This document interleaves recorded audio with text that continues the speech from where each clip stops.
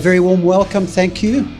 I was saying to my staff this morning how the year has passed so quickly. And I think it's probably those of us that are a bit older that say this every year, that the year has even faster passed. But a good year, and welcome to our last auction of the year. Looking forward a bit to 2026, which is just over a month away, 1st of January, which is equally scary. The year to come is in the Chinese zodiac called the fire horse. It comes only every 60 years. And the zodiac principles are that this will be a year of energy, passion, and bold change.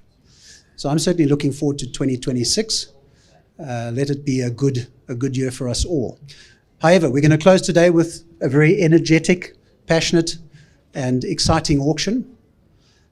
Over the last auction and this auction, by the time we're done, we would have taken 3 industrial properties that were previously tenanted by Westpac. I think most of you are familiar with Westpac, the brand, and most of you perhaps familiar with the Westpac Business Rescue story. In May 2024, Westpac filed for a voluntary business rescue and cited debt pressure, cash flow issues underpinned by too aggressive a rollout and expansion strategy, mismanagement of inventory, and what we've all faced over some time, some challenging market conditions. Business rescue initiatives were initiated, and thankfully in October 2024, a buyer was found for Westpac for the going concern. They were able to preserve brand and save jobs. They announced that they came out of business rescue this year, 2025, and they've engaged in quite an aggressive rollout strategy this year with new outlets, but underpinned by a far more sustainable franchise model. Because of business rescue and that intervention that gave some breathing room for a restructuring initiative, they've effectively saved 1,100 jobs, and they've managed to continue and sustain operations of 30 corporate stores and 40 franchise stores. So that's good news. Business rescue certainly has a place in challenging market environment. Today, I'm very privileged to welcome Buhle Hanise to our floor. She's National Head of Business Restructuring for BDO South Africa. I'm looking for her at the moment. I don't think she's yet walked into the room. Nandi, you might have to go get her for me. She's got exceptional experience in corporate restructuring and recovery, and has guided many a corporate through a transformation period and a recovery period. Today she's going to talk to Turnaround Toolkit. How do businesses bounce back when they enter into business rescue? She's going to share some insights on experiences from the front lines of business rescue. So I'm certainly going to be sounding a round of applause to invite her, but I see she's perhaps still outside. So in her stead at the moment, Nandi, please step up and share your podium. Thank you. Thank you, everyone. I'm not sure if you can see my presentation that's in front of me right now. My name is Nandipa Madikizela. I'm a senior manager in the business restructuring division at BDO. And this is true testament, what's happening here today is true testament of what a restructure is. You kind of have to get on your feet and make a plan at the very last minute, if anything. All right, so we were asked to just go through what a day in a life of a turnaround is and what you might need to consider to make it a success. As you've heard, I think some of the great things that have resulted in Westpac being a successful business rescue speaks to, having sustainability. And I think we all have this great responsibility to actually preserve jobs in South Africa, because a job loss, we know the ripple effect, the multiple that it affects, be right behind that one salary for a household. And moreover, it's more about, it's more difficult to find a job in South Africa than to preserve one. So if we can do that impactful work, it really does go a long way. And we appreciate that processes like turnarounds, whether in the formal arena or in in the informal space, they really do have great impact to our societies at large. So what I'll take you through today is just, an overview of what a turnaround is, go through some of our turnaround toolkit items, what you need to consider at all times, and a case study. And here we're looking at a company by the name of Airsaw Construction that was where BDO was appointed, and then we'll close off with some questions and remarks. All right, so what is turnaround, and what does it really involve, or when do you need a turnaround to be implemented? You need to know that you've got a problem, and denial is not just the river that runs through Nile and the longest river in the world. Denial is people sit in boardrooms and make big decisions, but do not consider really the impact that it has on their financials. You've got boards that sit and might not even recognize that they need to start talking to either their lawyers or some turnaround professionals about saving the company. The signs are there, the writing is on the wall. However, we very we have a lot of perseverance as a country, and we'll persevere and get through this one as well. So you need to diagnose the root cause of your distress, and your typical turnaround specialist will really just hone into that and make sure that what you are seeing as symptoms is caused by what is underlying in the business, and you need to deal with it. Implementing an immediate stabilization measure. So those of you who have been involved in business rescues, you've heard of the term PCF, which is post-commencement financing, and whether it's through your bank or your current lenders, you need to make sure that your company is stable and you're actually able to walk through all the stages of your strategy. Design and execute a plan, whether it's a business rescue plan or a turnaround plan. You need to design it, and you need to execute on it, and you need to monitor the progress and adjust when necessary. We know that there'll always be factors or assumptions that we made that that don't quite work out the way we assumed they would. And we've all seen in any insolvency matter or a restructuring matter how our forecasts are these lovely hockey sticks, and we're expecting all these great things to happen.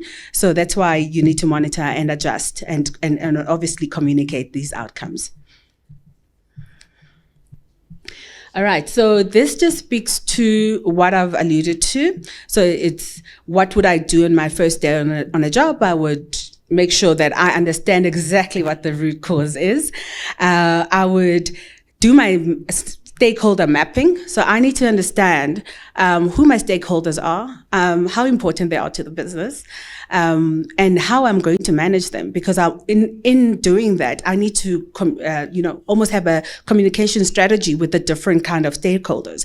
Sometimes it means I'm sitting with a union, negotiating, an understanding or a stay of their members, and making sure that we take them along the journey, because it's not always going to be easy for all to not just jump and want to go on a strike or something like that. And then we need to understand what the cash, or how much cash we have. Firstly, that will involve us, preparing maybe 13 rolling week cash flows, long-term cash flows. We need to know where we can cut costs.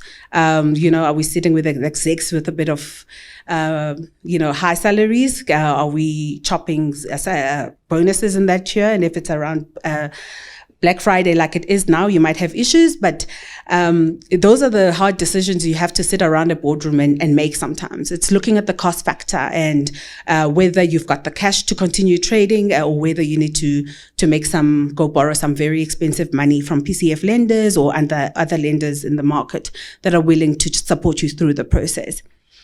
We have an operating plan. So what most professionals do in our space is we go about the business of being restructuring professionals, and we don't bother or interfere in the running of the business. If I'm going into a property company today, I don't necessarily know what the ins and outs of what you do, but I do know how to restructure your balance sheet if that's the issue. And I do know how to look at your numbers and make sure that you are operationally efficient. So I would allow the board to continue operating. And that would be the operating plan. I look at my side of the business, you look at yours, we collaborate and we make sure we're moving forward towards a sustainable plan, and that we understand each other's roles in the restructure. And then governance and communication, very important. And I've put through a stakeholder management line there, because without that, if you're not managing your stakeholders, someone is going to call on their bond, someone is going to come and repossess their assets or take you to court, which is unnecessary distractions that you really do not need when you are in a distressed environment. All right, so that's just going through what turnaround is, and it can involve formal or informal processes. So informal would be more your business rescue. Informal, a lot of companies have done informal restructures without necessarily applying for business rescue. But I'm sure what was paramount in doing that is the stakeholder management, because everyone has to buy into the plan per se. Okay, so at this present moment, I see my boss is here. I will invite Buhle to come up to the stage and present the case study that we prepared for you. It's a construction company, as I've alluded to earlier, and she will just talk us through the facts of that construction company. Thank you. You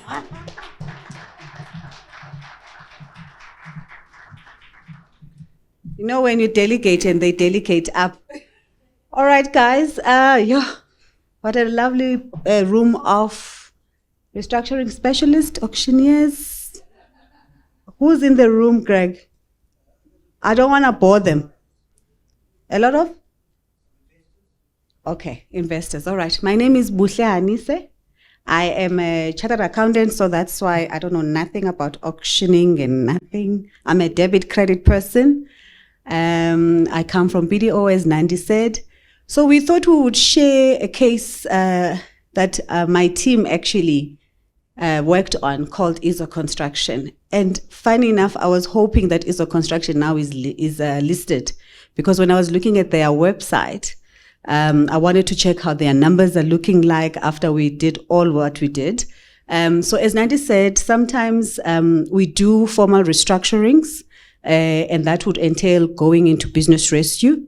I know some of the people in the room might not be keen on putting their companies or businesses into business rescue, but it is a good opportunity to get a little bit of a breather, but more than anything, to get an independent person to come into your business and support you. Because sometimes when you're in your businesses, you get so much involved in the nitty-gritty detail that you actually forget to just say, let me breathe. What is going on? What do I need help with? What support do I need from my creditors, my stakeholders, my investors, etc.? So in this case, this is one of our successful business rescue. So please spread the word. Business rescue does work. Okay. So this company was put into business rescue in 2018 by my colleagues Hans and Davi.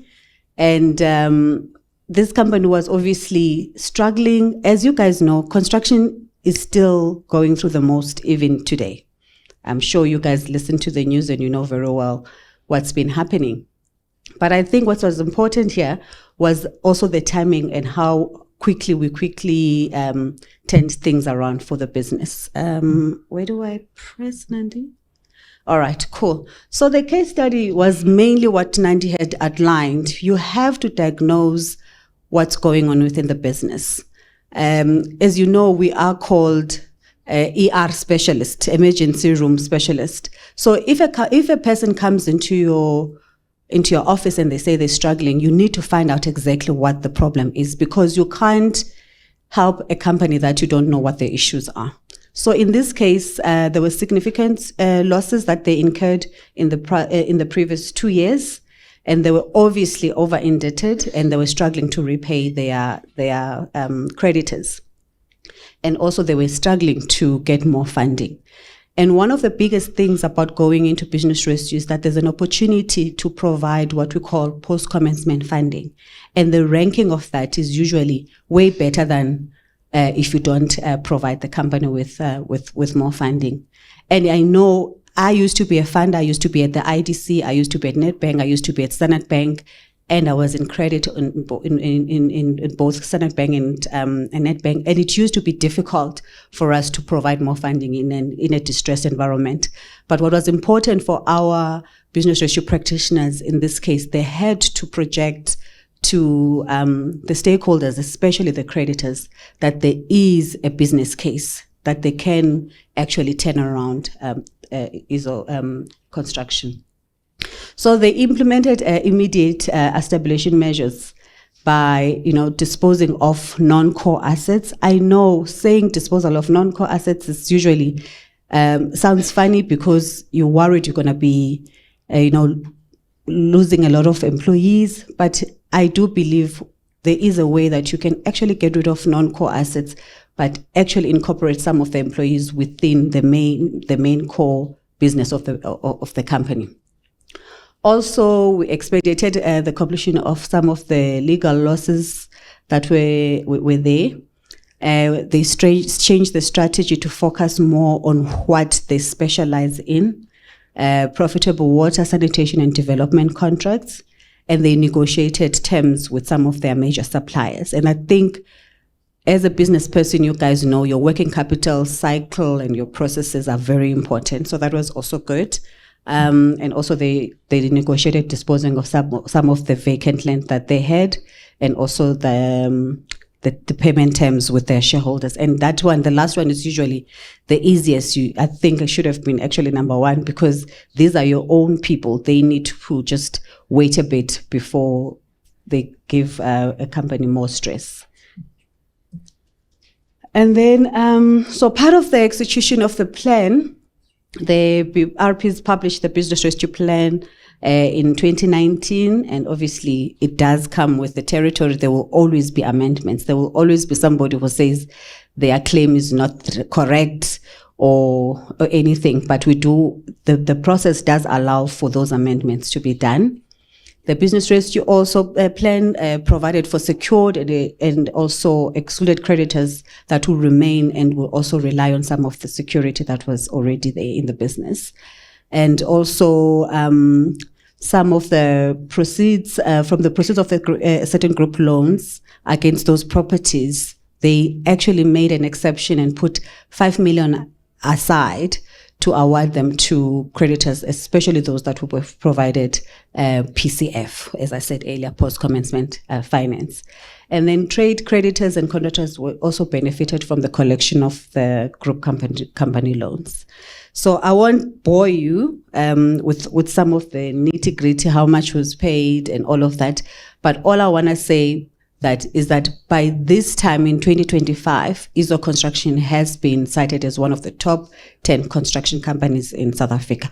You can go and Google them and you will see. When I see Vessel talking about what he's been through in this business, it makes me very proud that BDO was able to support them to turn around. So all in all today, what we wanted to do is that to let you know that we've learned during COVID that it's important to communicate with your related parties, your stakeholders, and Nandi put in that that line on the processes of stakeholder management. Tell your creditors, tell your funders, tell your shareholders that you are struggling with something as soon as possible. Then you are even able to have an opportunity not to even go into formal processes, but do normal restructuring. So I think that was about it, Greg. I'm seeing there's too much movement. I don't know, maybe I'm out of time, but I I've got the slides. I'm sure Greg can share with you guys. This is what we offer as BDO business restructuring. Obviously, guys, I won't come here and tell you just about the turnaround tools that we use without informing you of who we are and what we do. So we do provide those services, restructuring and business recovery, business rescue. I'm a business rescue practitioner. Nandi is a business rescue practitioner. We do also independent business reviews. We do support businesses to turn around their companies. And half of my team is insolvency practitioners. So it does happen that we might have to put a company into liquidation because maybe the company didn't come early enough. It does happen. But we've got enough processes to make sure that at least they do recover something out of that process as well. That's how my team, look how good my team looks, guys, hey? Huh? So I'm the head of the business. Davi, Renette, and Hans were one of the founders of the business before they merged with BDO many, many years ago. And I've got my other associate directors, Chris and Kylene. Kylene is based in Cape Town. There's my star, Nandi, and Annika, Johan, and Angie. They help us with the insolvency business. That's us. Thank you.